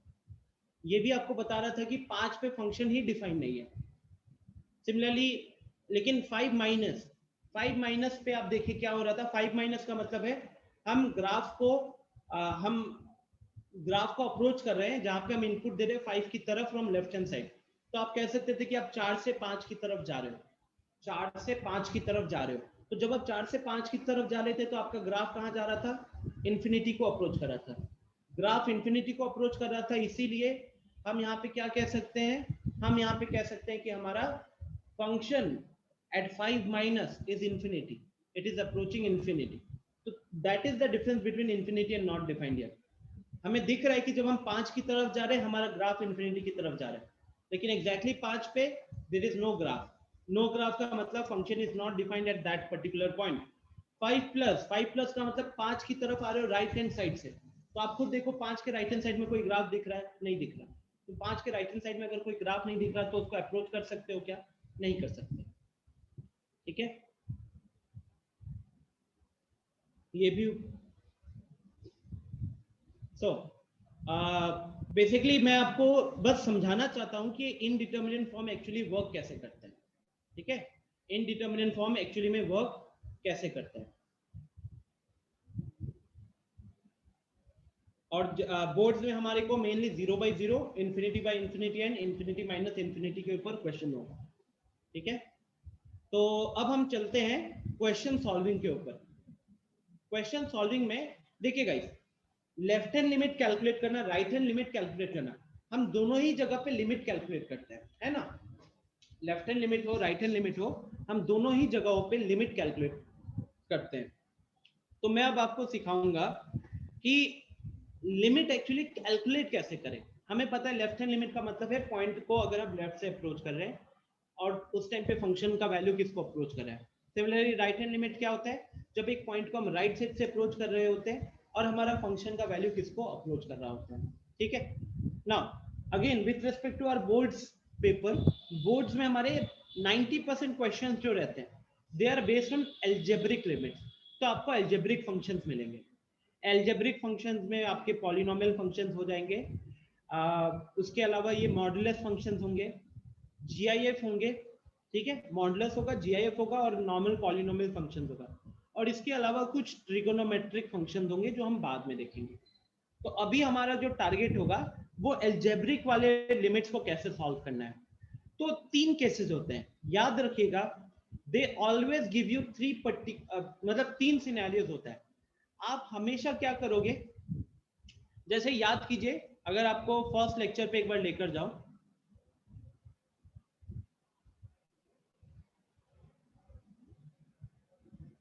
एक मिनट रुकना, फर्स्ट लेक्चर कहाँ गया? एक बार मैं फर्स्ट लेक्चर को ओपन करता हूँ।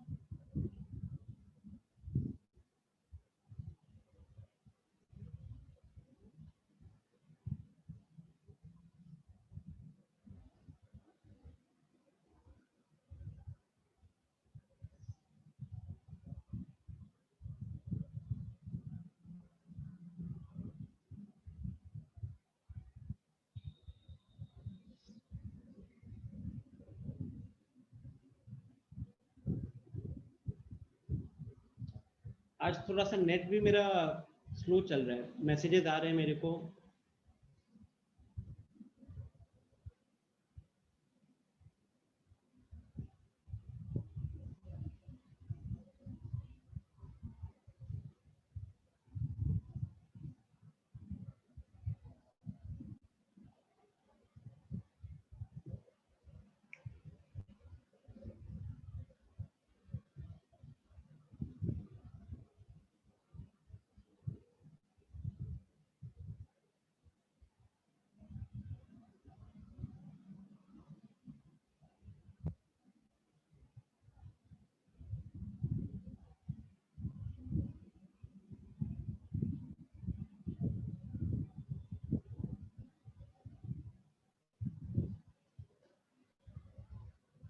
अरे यार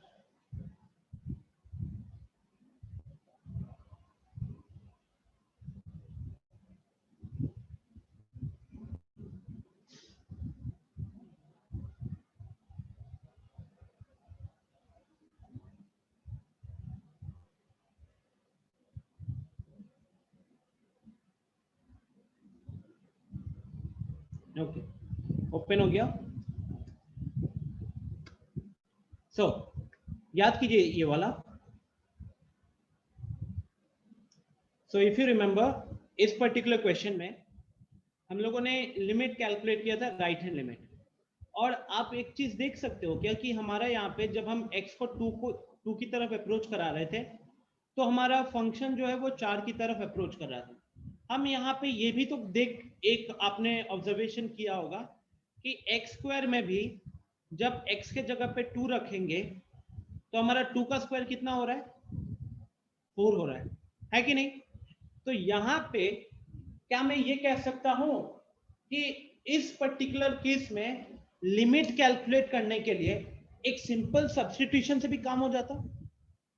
इस केस में सिंपल लिमिट कैलकुलेट करने के लिए एक सिंपल सब्स्टिट्यूशन से भी काम हो जाता, बिकॉज अल्टीमेटली जब हमने नॉर्मल वैल्यूज पुट कर करके देखा तो हमने ऑब्जर्व किया कि वो वैल्यू कहीं ना कहीं 4 को अप्रोच कर रही थी। तो 4 को अप्रोच कर रही थी तो हम क्यों ना एक्स स्क्वायर के जगह पे सीधा सब्स्टिट्यूशन करते हैं, एक्स का वैल्यू 2 और हमको मिल जाता वैल्यू। तो ये एक तरीका हो सकता है लिमिट कैलकुलेट करने का। और क्योंकि देखो ये एल्जेब्रिक लिमिट है, एक्स स्क्वायर एक एल्जेब्रिक फंक्शन है, एक पॉलिनोमियल फंक्शन है। सिमिलरली अगर हम नीचे जाए 2 माइनस के केस में, तो 2 माइनस के केस में भी कहीं ना कहीं यही रहेगा, x अप्रोचिंग 2 माइनस। यहां पे भी आपको जो फंक्शन दिया हुआ था students, which was f of x is equal to x plus 5. f of x was equal to x plus 5. It was an algebraic simple polynomial function. यहां पे भी हमने क्या ऑब्जर्व किया था, हमारा फंक्शन किसको अप्रोच कर रहा है?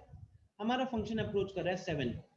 अगर हमारा फंक्शन अप्रोच कर रहा है 7 को, तो अगर हम सीधा x के जगह पे 2 पुट कर देते तो 2 plus 5 कितना आ रहा है? 7 आ रहा है कि नहीं?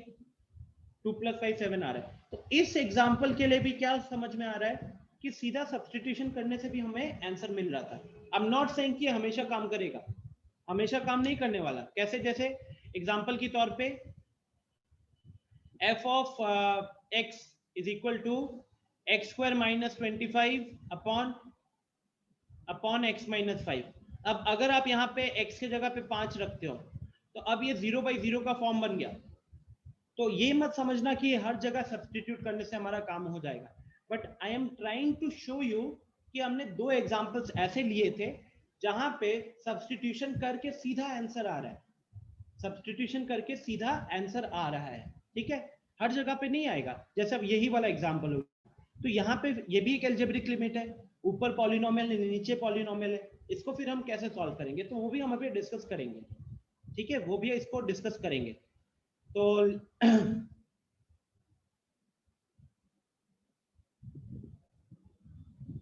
ठीक है, तो देखिए आप हमेशा क्या करोगे एल्जेब्रिक लिमिट्स के केस में, हमेशा पहले तो आप उसको सीधा सब्स्टिट्यूशन करोगे। Put x is equal to a in fx, जो भी आपको फंक्शन दिया हुआ है उसमें x के जगह पे a रखोगे। If f of a is a determinant value, if f of a is a determinant value मतलब पुट करने के बाद अगर आपका f of a एक डिटर्मिनेंट वैल्यू है, एक फाइनाइट वैल्यू आया, तो उस केस में वही आपका आंसर हो जाएगा। जैसे कि पिछले वाले एग्जांपल में x स्क्वायर था, x के जगह पे 2 डाले 4 आया, फाइनाइट वैल्यू था, वो हमारा आंसर हो गया। x plus 5 था, x plus 5 में x के जगह पे हमने 2 डाला, 2 plus 5 7 हो गया, तो वो एक फाइनाइट वैल्यू था। लेकिन उसके बाद अगला एग्जांपल जो मैंने दिया था, f of x is equal to x square minus 25 upon x minus 5।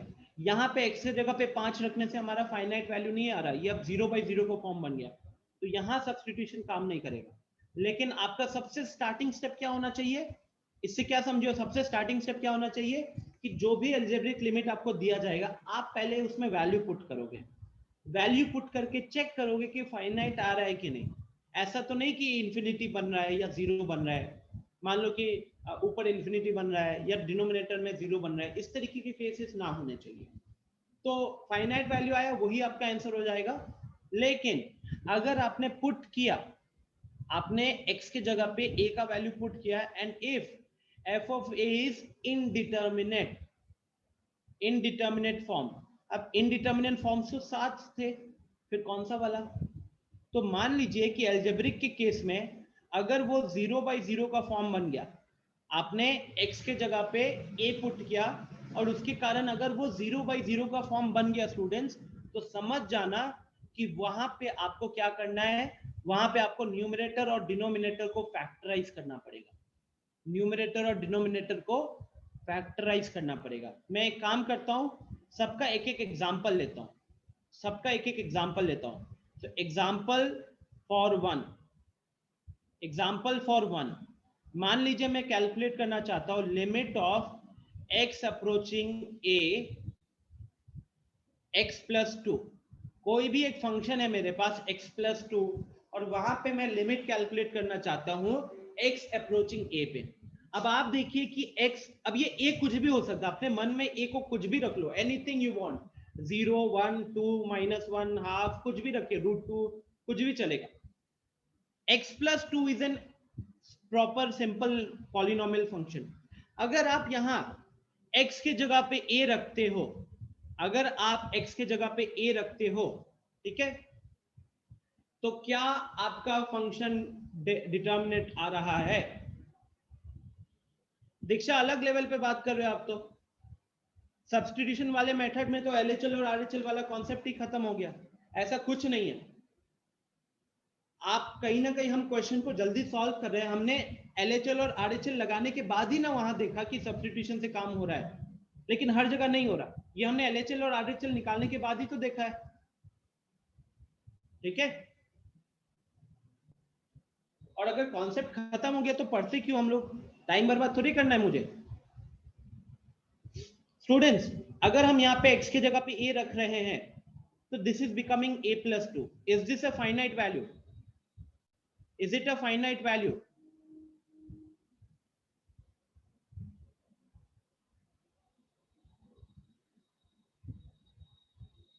It is a finite value, right? So this will be my answer. So इस केस में यही फिर मेरा आंसर हो जाएगा। अब आप चाहो तो x के जगह पे कुछ भी रख लो, मैटर नहीं करता। a के जगह पे, लेट्स से आप a के जगह पे 5 रखना चाहते थे, तो हम x अप्रोचिंग 5 पे कैलकुलेट कर रहे हैं और हमारा फंक्शन है x + 2। अब आप यहाँ पे लेफ्ट हैंड लिमिट कैलकुलेट जब करोगे ना, वैल्यू पुट कर करके भी, और राइट हैंड लिमिट भी कैलकुलेट करके निकालोगे वैल्यू पुट कर करके, दोनों ही केस में आपको दिखेगा कि वो 7 को अप्रोच कर रहा है। दोनों ही केस में आपको दिखेगा कि वो 7 को अप्रोच कर रहा है, ठीक है। ये मेरा सिंपल केस 1 हो जाएगा। आयुष, अभिषेक, रोशन, रितेश, बताओ, आर्यन, क्या ये चीज क्लियर है?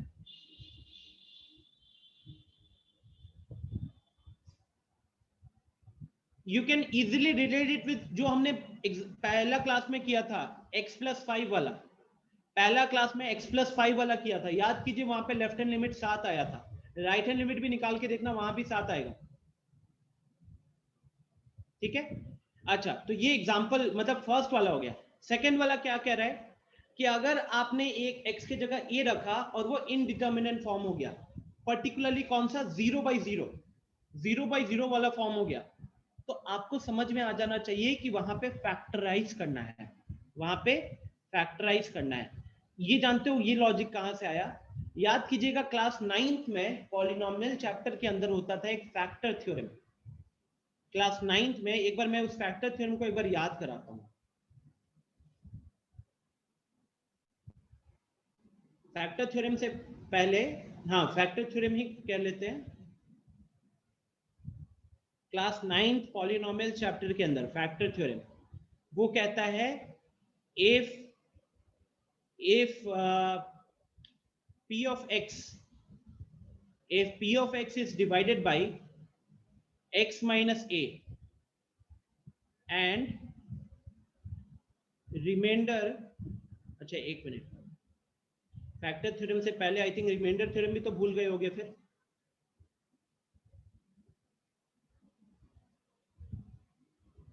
तो जब रिमाइंडर थ्योरम क्या होता था कि जब आप एक पॉलिनोमियल को, एक कोई भी polynomial p of x 2 degree का, 4 डिग्री का, 5 डिग्री का, 10 डिग्री का, कोई भी डिग्री का, where degree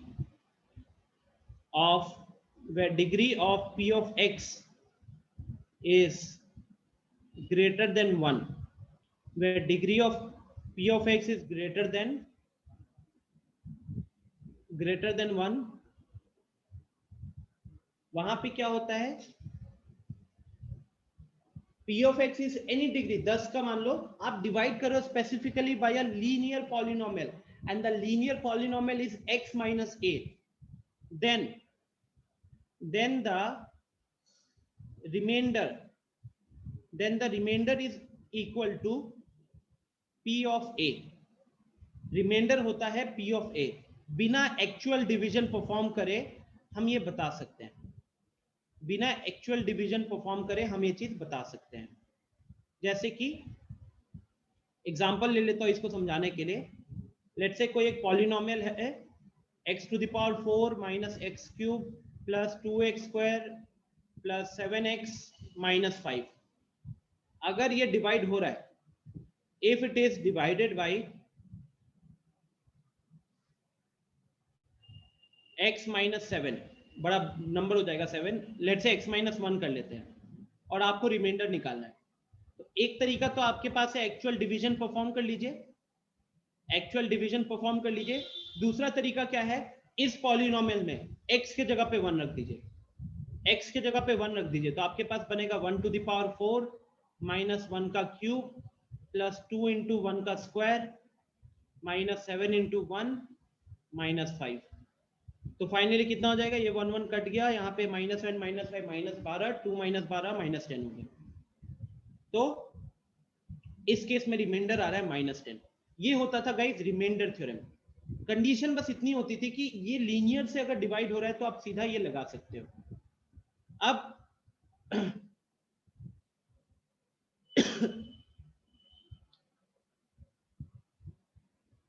फैक्टर थ्योरम क्या कहता है, फैक्टर थ्योरम एक्चुअली में आपका रिमाइंडर थ्योरम का एक स्पेशल केस होता था. फैक्टर थ्योरम आपका रिमाइंडर थ्योरम का एक स्पेशल केस होता था. वो कहता था if p of x is divided by x minus a and remainder is equal to 0, then हम बोलते थे कि x minus a is a factor of p of x, है ना. जैसे नॉर्मल सिंपल बात है कि अगर जैसे 4 2 से डिवाइड हो जाता है तो 2 को हम 4 का फैक्टर बोलते हैं. लेट्स से 36 3 से डिवाइड हो जाता है तो 3 को हम 36 का फैक्टर बोलते हैं. 4 से डिवाइड हो जाता है, 6 से डिवाइड हो जाता है, 9 से डिवाइड हो जाता है, तो 4 6 9 सबको हम 36 का फैक्टर बोलते हैं, राइट. अब जब आप एक ऐसा टाइप का question, limit x approaching to 5 x square minus 25 upon x minus 5. अब अगर आप मान लो, एग्जांपल दे रहा हूं मैं गाइस, ये x माइनस 5 की जगह पे नीचे x प्लस 5 था, x माइनस 5 की जगह पे x प्लस 5 था, और अगर आप यहाँ पे सब्स्टिट्यूशन कर देते हैं, तो ऊपर क्या बनता, 5 स्क्वायर माइनस 25, नीचे क्या होता 5 प्लस 5. ऊपर वैल्यू कितनी हो गई, 0 हो गई, नीचे वैल्यू 10 हो गई. 0/10 अल्टीमेटली 0 हो गया. टेल मी, क्या ये फाइनाइट है, क्या ये फाइनाइट है या नहीं. अगर इस फंक्शन का लिमिट कैलकुलेट कर रहे हैं, ऊपर भी अलजेब्रिक दिख रहा है, नीचे भी अलजेब्रिक दिख रहा है, तो हमने पहले सब्स्टिट्यूट किया तो ऊपर 0 है, नीचे 10 आया. ये एक फाइनाइट वैल्यू है कि नहीं. Yes, 0 is a finite value. Numerator में 0 है तो इट्स अ फाइनाइट वैल्यू की नहीं. तो अगर न्यूमरेटर में 0 है और ये फाइनाइट वैल्यू हो गया फिर, तो ये मेरा आंसर हो जाएगा. बट जब आप लिमिट कैलकुलेट कर रहे हो x अप्रोचिंग 5 पे, और अब आपका फंक्शन है x square minus 25 upon x minus 5, और अब अगर आप इधर सब्स्टिट्यूशन करते हो, अब आप यहां सब्स्टिट्यूशन करो, x की जगह पे 5 डाल रहे हो, तो ऊपर 5 स्क्वायर माइनस 25 और नीचे 5 माइनस 5, तो ऊपर भी 0 बन गया, नीचे भी 0 बन गया। ये कौन सा फॉर्म है? दिस इज इनडिटर्मिनेंट फॉर्म, है ना? This is indeterminate form. And ध्यान से ऑब्जर्व करो स्टूडेंट्स, आपने क्या किया? आपने x की जगह पे 5 पुट किया। फैक्टर थ्योरम में या रिमाइंडर निकालने में भी हम लोग क्या कर रहे थे? यहाँ पे रिमाइंडर निकालने के टाइम पे हमने क्या किया था? हमने x की जगह पे 1 पुट किया था, है ना? x की जगह पे 1 पुट किया था और हमारी वैल्यू निकल कर आई थी -10। फैक्टर थ्योरम कहता है कि इसी तरीके से अगर आप x की जगह पे a पुट करते हो और अगर आपका रिमाइंडर 0 आ जाता है, x की जगह पे a पुट करने से पूरा एक्सप्रेशन का वैल्यू 0 हो जाता है। x की जगह पे a पुट करने से पूरा एक्सप्रेशन का वैल्यू 0 हो जाता है, तो उस केस में x माइनस a को फैक्टर कहा जाता है। तो कहीं ना कहीं जब हम यहाँ पे x की जगह पे 5 डाल रहे हैं, x की जगह पे 5 डाल रहे हैं और हमारा उसके कारण पूरा एक्सप्रेशन क्या हो गया? उसके कारण हमारा पूरा एक्सप्रेशन 0 हो गया। तो उस केस में हमें ये नहीं पता चल जाएगा कि after putting x is equal to 5 in x square minus 25 and x minus 5, दोनों में जब हमने x का जगह पे 5 रखा, we got the value 0, we got the value 0। तो जब आपको ये वैल्यू 0 मिल गया तो आपको पता चल जाना चाहिए कि इसमें अगर आप इस नंबर को लेफ्ट हैंड साइड ले आते हो, तो क्या बन जाएगा? x माइनस 5 बन जाएगा। तो ये स्टूडेंट जो आपका x माइनस 5 होगा, it is a factor x minus a, then x minus a is a factor of both numerator and the denominator, और इसी रीजन से 0 आया है, both the numerator and denominator. ठीक है, तो एक्चुअली में आपको क्या करना था, ये लिमिट वाला पार्ट को देखना। लिमिट के नीचे जो भी लिखा हुआ है, लिमिट के नीचे जैसे ये लिखा हुआ था, तो आप क्या कीजिएगा, x के साथ उस नंबर को माइनस कर देना। अगर x अप्रोचिंग -2 होता तो आपका ये x माइनस ऑफ -2 x + 2 बन जाता। ठीक है, ये आपको कहीं ना कहीं हिंट दे देगा कि जब आपने x के जगह पे 5 रखा, उसके कारण न्यूमरेटर भी 0 हो गया, उसके कारण डिनोमिनेटर भी 0 हो गया। तो उस केस में हम बोलेंगे कि हमारा जो ये है उसमें x माइनस 5 एक फैक्टर होगा, न्यूमरेटर का भी और डिनोमिनेटर का भी। तो जब ये न्यूमरेटर और डिनोमिनेटर दोनों का फैक्टर होगा तो हम क्या कर सकते हैं, उस केस में हम उस फैक्टर को कैंसिल कर सकते हैं।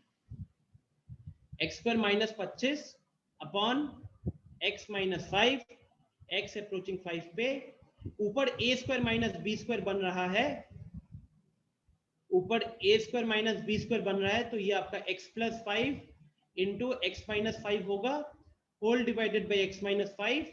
अब क्योंकि गाइज x अप्रोचिंग 5 है, x अप्रोचिंग 5 का मतलब x का वैल्यू 5 के बराबर नहीं है, तो x माइनस 5 0 के बराबर नहीं होगा, और अगर वो 0 के बराबर नहीं होगा तो ये दोनों कैंसिल हो जाएंगे, ये दोनों कैंसिल हो जाएंगे। क्यों? इसका मैं रीजन ब्रैकेट में लिख रहा हूं, since x is approaching to 5, therefore x is not equal to 5, and अगर x not equal to 5 है तो x minus 5 not equal to 0 होगा।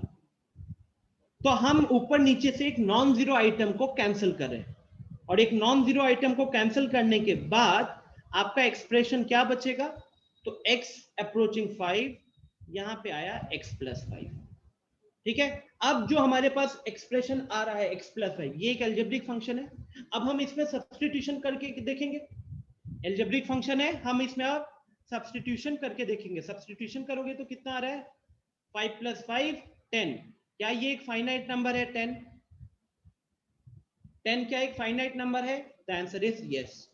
तो since this is a finite number and so that is why इस question का limit क्या होगा, इस क्वेश्चन का लिमिट होगा 10। ठीक है, तो आप ये कह सकते हो कि जो 0/0 का फॉर्म आ रहा था ना इस केस में, वो एक फैक्टर के लिए आ रहा था, उसको हमने फैक्टराइज करके निकाला और ऊपर नीचे से कैंसिल आउट कर दिया। तो जिस फैक्टर के कारण 0 हो रहा था, हमने उस फैक्टर को ही रिमूव कर दिया, और जब उस फैक्टर को रिमूव कर दिया तो ये इनडिटर्मिनेट से डिटर्मिनेट फॉर्म में कन्वर्ट हो गया। और देखो इसका लिमिट अब हम निकाल पा सर रहे हैं। डाउट है हाँ बताइए। सर, जैसे आप पहले बोले कि x अप्रोचिंग टू 5 मतलब कि x 5 के इक्वल नहीं है, उससे हम लोग x माइनस 5 को कैंसिल कर दिए ऊपर नीचे, फिर उसके बाद x प्लस 5 बचा तो उसमें तो हम 5 ही ना डाल रहे, 5 के मतलब करीब के वैल्यू को नहीं डाल रहे, तो आखिर में हम लोग पहले के इक्वेशन में भी डालते x स्क्वायर माइनस 25 में x इक्वल टू 5 तो भी तो इनडिटर्मिनेंट होता। हाँ लेकिन आप ये देखो कि वो इनडिटर्मिनेट जिस फैक्टर के लिए हो रहा था वो फैक्टर तो कैंसिल आउट हो गया, और हमको इनडिटर्मिनेट कहीं ना कहीं मिल भी तो रहा था कि वो उस टाइम पे सब्स्टिट्यूशन कर रहे थे तो न्यूमरेटर भी जीरो डिनोमिनेटर भी जीरो हो जा रहा था। दूसरी चीज है रोशन, जो हमने फर्स्ट मेथड डिस्कस किया सिंपल सब्स्टिट्यूशन, अगर आप मैं सिंपल में बोलूं कि आप एक काम करो, एक टेबल बना लो, ट्राई टू इमेजिन कि why we have substituted out here, because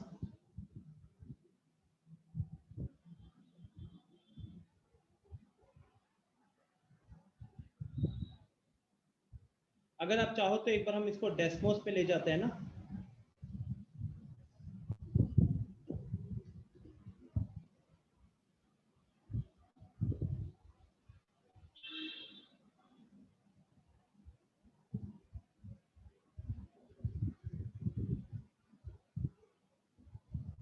अभी हम x प्लस 5 का देख रहे हैं, ठीक है,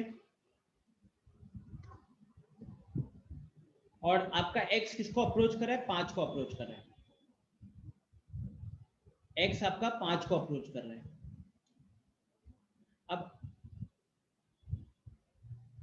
अब देखिए यार ये जूम करने में दिक्कत हो रही है। हाँ तो देखो अब इसके बाद आपको क्या समझना है रोशन, कि जब आप 5 को ऐसे अप्रोच कर रहे हो, 5 की तरफ जा रहे हो लेफ्ट हैंड साइड से, तो आपका ग्राफ एक्चुअली में जब आप इस तरीके से मूव कर रहे होगे तो आपका ग्राफ किस तरफ जा रहा होगा, ऐसे जा रहा होगा, है ना। आप 5 के जस्ट पहले खड़े हो जाओगे, 5 के जस्ट पहले आप खड़े हो जाओगे,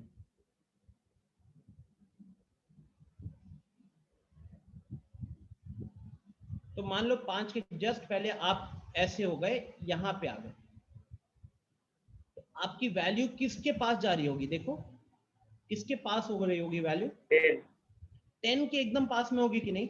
अगर आप और 5 की तरफ जाओगे और इस तरीके से 5 की तरफ जाओगे तो आपका वैल्यू और 10 के पास जा रहा होगा, लेकिन क्योंकि आप कभी 5 एग्जैक्टली 5 को 5 पे खड़े नहीं होगे, आप 5 से जस्ट पहले खड़े होगे, तो इसीलिए आपका जो आउटपुट होगा वो कभी एग्जैक्टली 10 नहीं होगा, 10 के बहुत पास होगा।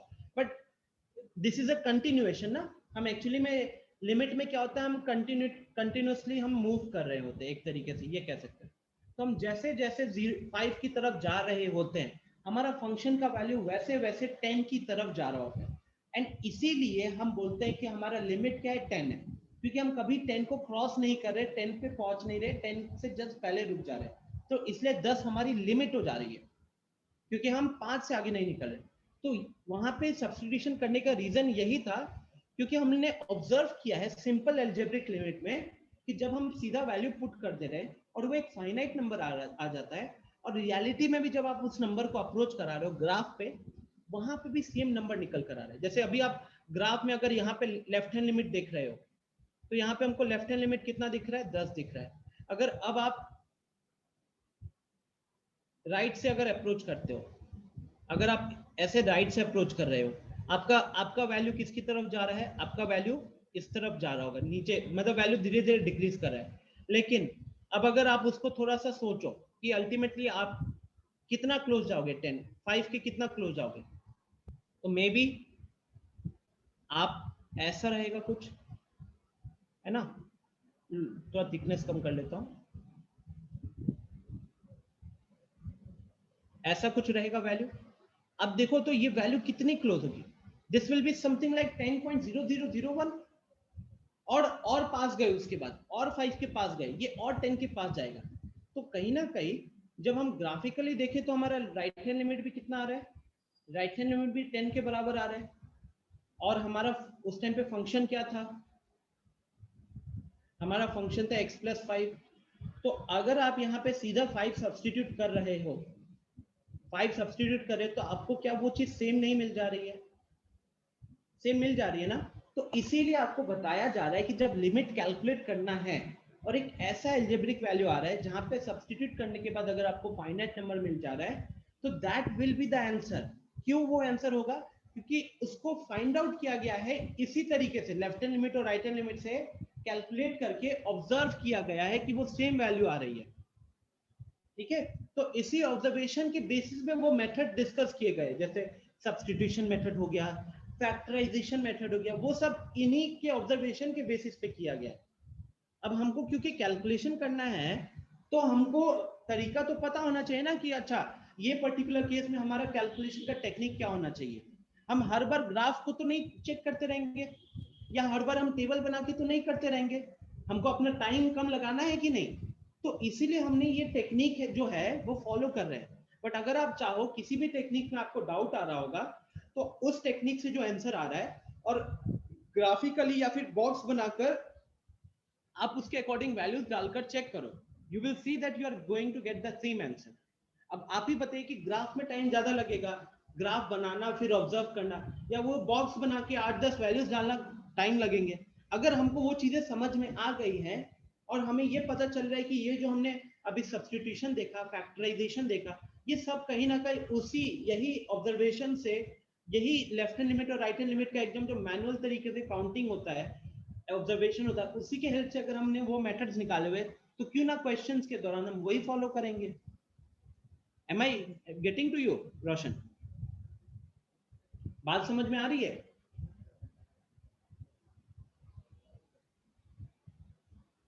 बोलिए, अभी भी क्या डाउट है मन में?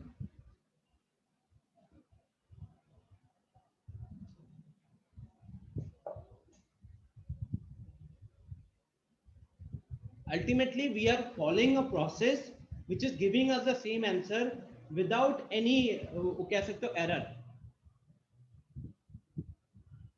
ठीक है, चलो।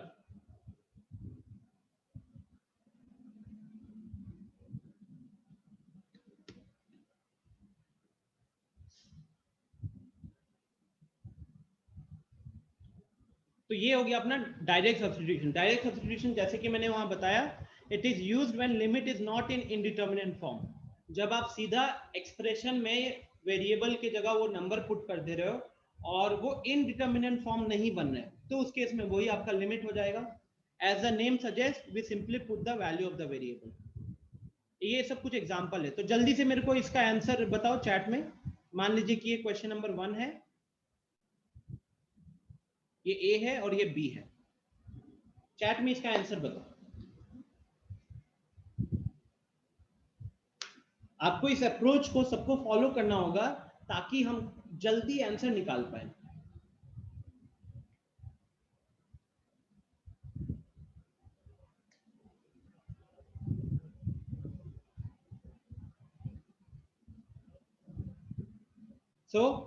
क्लास के कुछ हीरो लोग हैं जो आज के एक्स्ट्रा क्लास में प्रेजेंट नहीं है। गर्ल्स में है नीलू और मुस्कान, यूजलेस फेलोज। बॉयज में है हर्षित, ओम जनरली पढ़ाई करता है लेकिन आज वो भी गायब है। हर्षित तो बस इंप्रेशन क्रिएट करने में लगा रहता है। उसके बाद आशुतोष, ये प्रेजेंट रहता है लेकिन यस नो कुछ भी नहीं आता इसकी तरफ से। रितेश निकल गया। और कौन निकला है?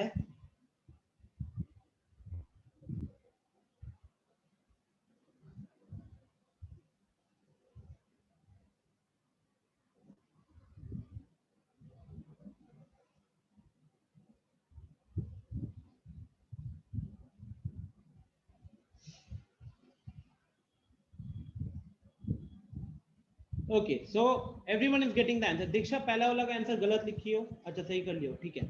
तो पहला वाला गाइस क्या दिख रहा है? अच्छा 7 लोगों ने रिस्पॉन्स किया, अंशु, रोशन, अनिमेश, दीक्षा, अनुष्का, 5 ही लोग हैं। बाकी लोग क्या कर रहे हो? बाकी लोग क्या कर रहे हो आप लोग? कहीं दिक्कत हो रहा है तो पूछिए। अगर इस क्वेश्चन का आंसर करने में आपको मेहनत लग रहा है तो निकालना शुरू कर देता हूं फिर मैं। आपका सबसे पहला काम इधर क्या होना चाहिए, सब्स्टिट्यूशन करके। रोहित बोलना पड़ेगा क्या बेटा, ऑनलाइन का फायदा मत उठाओ। अगर रोहित तो मुझे जानता नहीं होगा, बाकियों से थोड़ा पूछ लेना।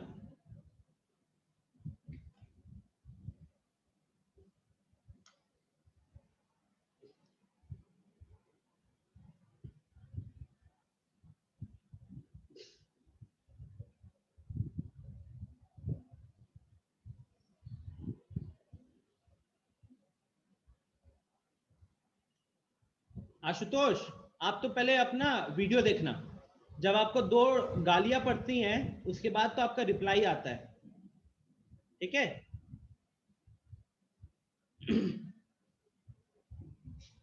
ऐसे तो आपको और आई थिंक सब में आपका सेम सिनेरियो रहता है।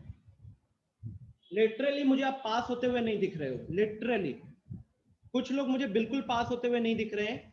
बॉयज में क्लियरली एक आप हो, गर्ल्स में मुस्कान इज वेरी क्लियर पास नहीं होंगी, क्योंकि एटीट्यूड आप लोगों का पढ़ाई के टुवर्ड्स बिल्कुल नहीं है।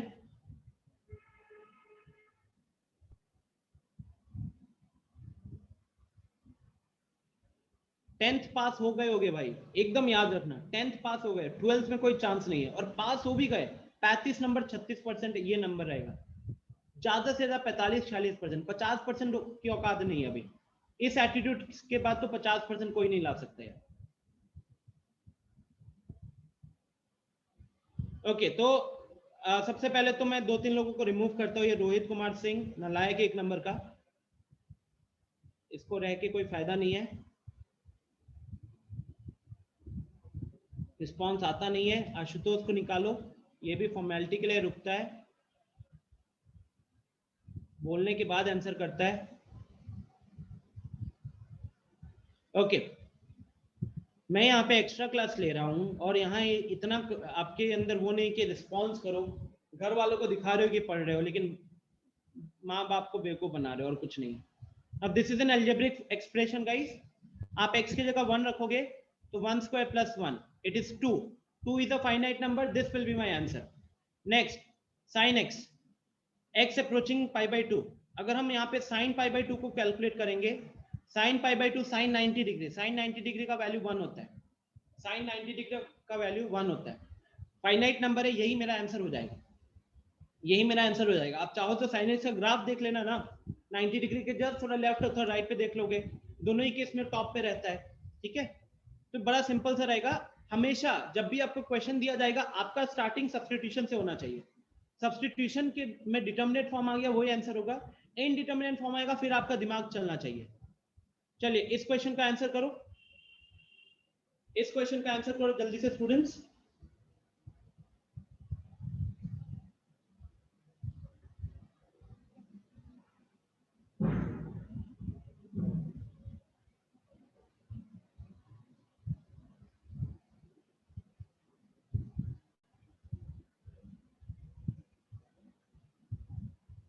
अनिमेश, शुभम, सौरभ, रोशन सही है, वेरी गुड, गुड स्पीड। अभिषेक सही है, दीक्षा सही है, आर्यन, निवांश ठीक है, आयुष ठीक है, 9 लोग हो गए। निखिल,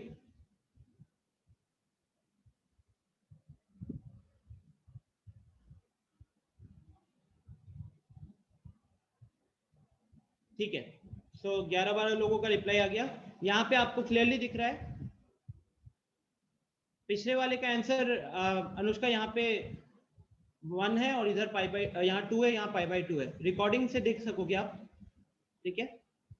यहाँ पे गाइस जब आप वैल्यू पुट कर रहे हो x की जगह पे जब हम 1 रख रहे हैं तो 1 square plus 4 into 1 plus 3 divided by 1 square plus 5, तो ये 4 plus 3 7, 7 plus 1 8, 8 डिवाइडेड बाई 6 हो गया, ऊपर नीचे से 2 कैंसिल करोगे तो 4/3 हो गया, तो इसीलिए हमारा ऑप्शन सी आंसर हो गया, ठीक है। सिमिलरली ये कुछ क्वेश्चन है जो मैं आपके लिए होमवर्क रखूंगा, आप स्लाइड से कर लीजिएगा, ठीक है। अब आते हैं फैक्टराइजेशन मेथड के ऊपर। फैक्टराइजेशन मेथड में मैंने आप लोगों को क्या बताया है कि जैसे ये क्वेश्चन हो गया, अभी भी आपको अलजेब्रिक वाली फीलिंग आ रही होगी, है ना।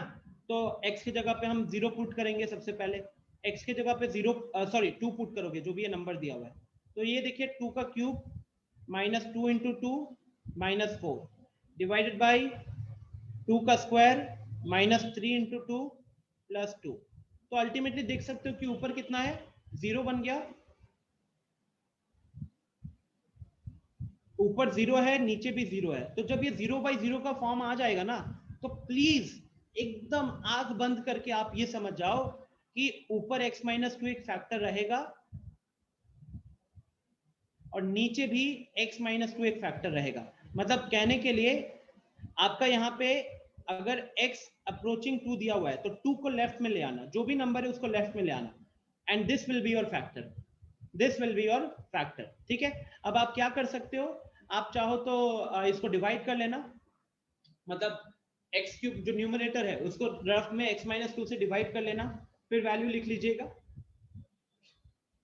जैसे मैं कोशिश करता हूँ एक बार में इसको करने का, तो x क्यूब हो जाएगा, फिर -2x² बैलेंस करने के लिए +2x² -4x -2x चाहिए +2। ठीक है, तो जब आप डिवाइड करोगे ना x³ -2x -4 को x - 2 से, आपका क्वेश्चन ही आएगा। सिमिलरली नीचे वाले के लिए x रखोगे -2x आएगा +1, हाँ ये हो जाएगा। ठीक है स्टूडेंट, तो अब यहाँ देखोगे आप this question is equal to this, जिसमें ये कैंसिल हो जाएगा, ये कैंसिल हो जाएगा। तो अब मेरा एक क्वेश्चन क्या बचेगा, अब मेरा एक क्वेश्चन बचेगा limit x approaching to x² plus 2x plus 2 whole divided by x plus 1। ठीक है, whole divided by x plus 1। अब आप यहाँ पे वैल्यू पुट करोगे, x के जगह पे 2 पुट करोगे तो ये आएगा 2² plus 2 into 2 plus 2 whole divided by 2 plus 1। तो फाइनली हो गया 4 प्लस 4 8, 8 प्लस 2 10, 10 डिवाइडेड बाई 3, ये आपका हो गया 10/3। इंपॉर्टेंट चीज क्या है, सिंपल ऑब्जर्वेशन, पहले सब्स्टिट्यूट करोगे, सब्स्टिट्यूट करने के बाद आपको 0/0 का फॉर्म मिलेगा। जब आपको 0/0 का फॉर्म मिलेगा तब आप क्या करोगे, समझ जाओगे कि वहां पे फैक्टर्स छुपे हुए हैं, सेम फैक्टर न्यूमरेटर में भी है, सेम फैक्टर डिनोमिनेटर में भी होगा। अंशु कह रहा है सर पहले वाला मेथड ही आसान है, लेकिन अंशु आप हर जगह पे वो नहीं कर सकते ना। पहला वाला मेथड में जब सब्स्टिट्यूट किए तो फाइनाइट नंबर आया, इसमें जब सब्स्टिट्यूट किए हो तो देखो 0/0 आया है। ठीक है, निखिल कह रहा है RS अग्रवाल में इसमें टाइप के क्वेश्चन बहुत सारे, आज उसी को प्रैक्टिस करना निखिल। अंशु हम सब्स्टिट्यूशन करते हैं और वैल्यू अगर डिटर्मिनेट फाइनाइट आ रहा है तो ठीक है, लेकिन वैल्यू अगर इनडिटर्मिनेट फॉर्म में आ रहा है, 0/0 के फॉर्म में आ रहा है, तब हम उसको वैसे नहीं छोड़ सकते, फिर हमको फैक्टराइज करना पड़ेगा यहाँ पे। ठीक है, तो दिस इज योर सेकेंड तरीका टू सॉल्व द क्वेश्चन। इसका सॉल्यूशन यहाँ पे रखा हुआ है, तो आप ये देखो लिखा हुआ है जैसे यहाँ पे कि यहाँ if we put x is equal to 2 here, x का जगह पे 2 रखते हैं, so it is indeterminate form 0/0। तो ऑटोमेटिकली क्या किया गया, x - 2 फैक्टर निकाल लिया गया। ठीक है, और फिर ये वैल्यू, अच्छा मैंने कुछ जल्दी में सिली मिस्टेक कर दिया है क्या,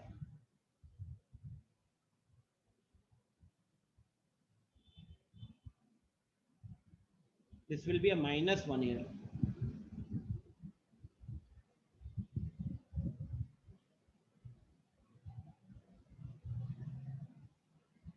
ठीक है, so try this question guys, try this question, try out this question। पहले वैल्यू पुट कीजिए, पहले वैल्यू पुट कीजिए।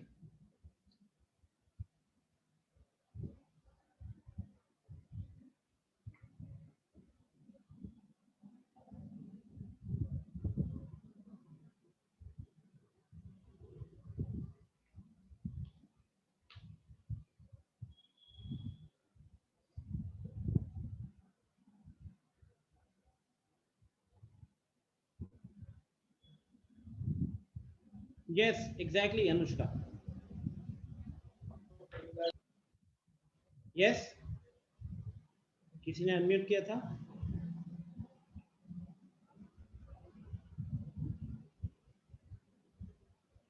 Putting x is equal to 2, हमारा जो एक्सप्रेशन है x³ - 8 अपॉन x - 2, ये क्या बन जा रहा है, ये बन जा रहा है 2 क्यूब माइनस 8 अपॉन 2 माइनस 2। तो ये आपका 0 अपॉन 0 हो गया, ठीक है, ये आपका 0 अपॉन 0 हो गया। अब इस केस में आपको पता चल जाएगा कि एक अलजेब्रिक फंक्शन में x की जगह 2 पुट करने से 0 हो गया, मतलब ऊपर भी फैक्टर छुपा हुआ है, नीचे भी फैक्टर छुपा हुआ है। रिवांश आर्यन सही है, बाकी लोग ट्राई करो यार। अंशु थोड़ी सी गलती हो रही है।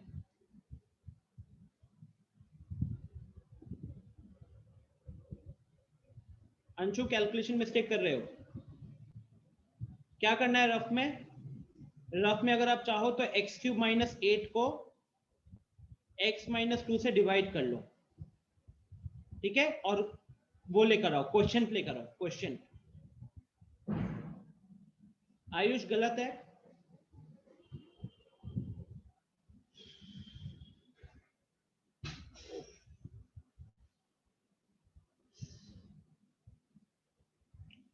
आर्यन ऊपर का फैक्टर क्या आया है?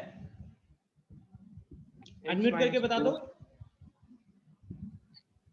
सर। वो a cube minus b cube पे ये फैक्टराइज कर दिए। वेरी गुड यार, सही है।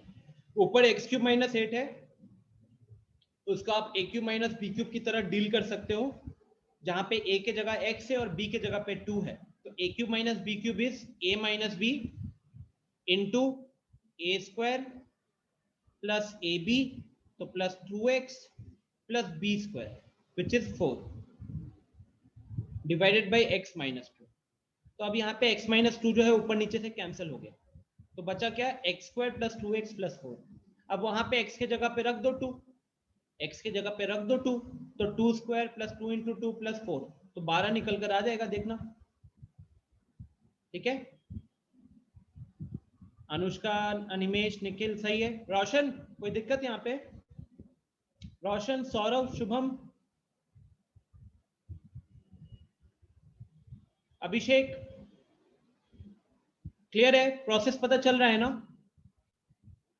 सॉल्यूशन यहाँ पे रखा हुआ है। तो गाइज इसी के बेसिस पे आपको बस ये कुछ मैंने होमवर्क रखे हुए हैं, ठीक है ना, सिर्फ इसी के बेसिस पे कुछ होमवर्क रखे हुए हैं। आप इन क्वेश्चंस को सॉल्व कीजिएगा और हम कल इन्हीं क्वेश्चंस को डिस्कस करेंगे। 10-12 क्वेश्चंस है, ये आपका होमवर्क रहने वाला है, ठीक है। कल अपना 8 बजे क्लास रहेगा, रिकॉर्डिंग देखना होगा, रिकॉर्डिंग को दोबारा देखिएगा।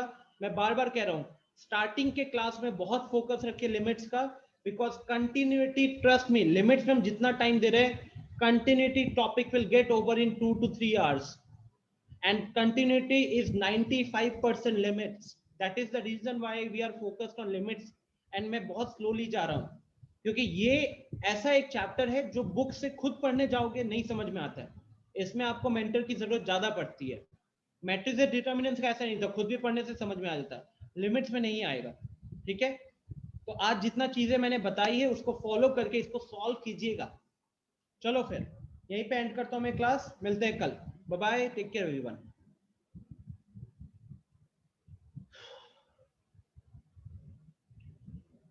रोशन ठीक है, कोई दिक्कत नहीं है, इन सब चीजों को भी ध्यान में रखिएगा ताकि थोड़ा सा अपना कैलकुलेशन आसान हो सके ना। चलो फिर एंड करता हूं मैं सेशन यार, रिकॉर्डिंग 15 मिनट में अपलोड कर दूंगा। वैसे 12 बजे क्लास है, उससे पहले होगा नहीं तो सीधा 2-2:30 बजे फिर रिकॉर्डिंग अपलोड होगा।